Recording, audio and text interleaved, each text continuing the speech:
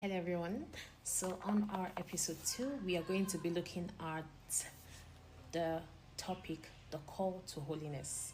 If we can remember, we treated this in our last series, the elect, and we are looking at it again in this series, living the consecrated life. And we're going to be looking at this scripture, 1 Peter chapter 1 verse 15 to 16, and it says, "But as he which had called you is holy, so be ye holy in all manner of conversation, because it is written, Be ye holy, for I am holy."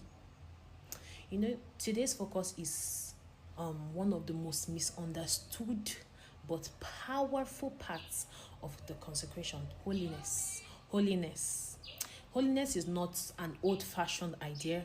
It is God's nature. Holiness is God's nature. God is holy. So, since we are His children, we should have our Father's DNA. And when He calls us to be holy, He's calling us to be like Him. Remember that in Genesis, God created us in His image and in His likeness, meaning God puts in us His innate nature. But after the fall of man, we lost that nature of God. But God had to send His Son to redeem us back to that nature. Now, holiness is not just about rules, it's about relationship with God. It's not just about what we avoid, but it's about what we reflect: God's purity, God's righteousness, and God's love.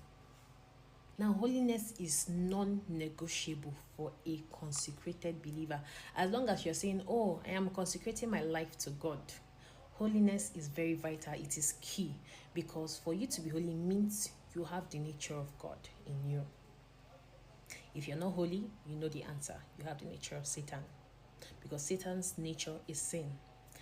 It means being aligned with God's heart. It means not being aligned with the world's culture.